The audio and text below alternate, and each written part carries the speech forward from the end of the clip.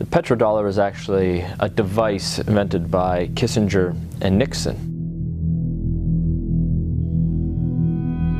The standard of living of all Americans can be traced back to here, the vast oil-rich deserts of Saudi Arabia. In the early 70s, after the Arab crisis happened with the oil embargoes, OPEC basically tripled the price of oil to the Western world. And at that time, America realized that they were vulnerable because they were importing about 70% of all the oil they consumed.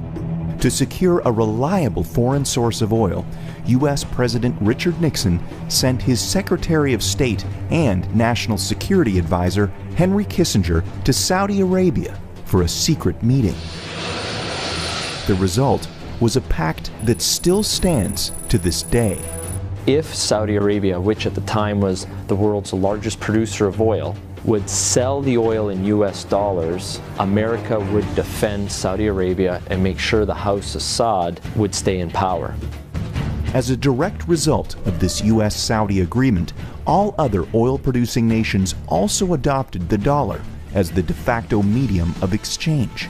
Demand for it increased exponentially all over the world, and soon it had a new name: the petrodollar. Your currency is only as strong as the demand for it, just like anything else, the supply and demand. Why the petrodollar is important, it causes a demand for the US dollar. A lot of Americans don't realize that over 70% of all the $100 bills in the world are actually outside of the US. There's more $100 bills in Russia than there are in America.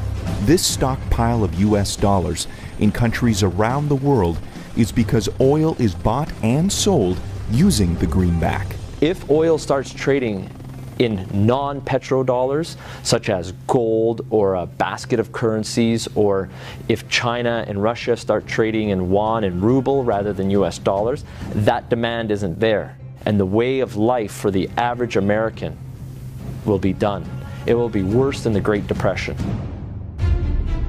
To date, anyone who's potentially threatened the status of the petrodollar hasn't fared well. Libyan strongman Muammar Gaddafi publicly pushed for a Pan-African gold-backed currency that he would trade for Libya's oil.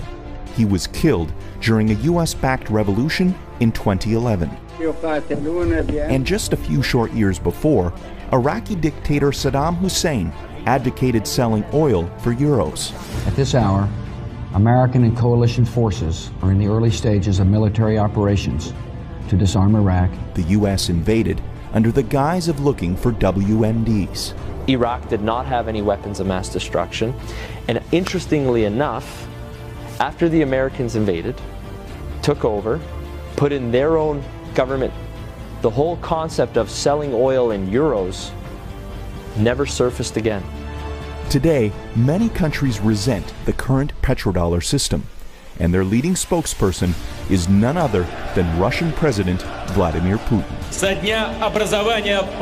Americans should be very worried about what Putin can do. There is a new Cold War going on. It is the colder war. That is exactly what's going on. And who's in the center of this push? Vladimir Putin. And the petrodollar is so crucial to the colder war. The only thing holding America right now at the top is the petrodollar. And let me make it very clear. If the petrodollar dies, so does America as a superpower.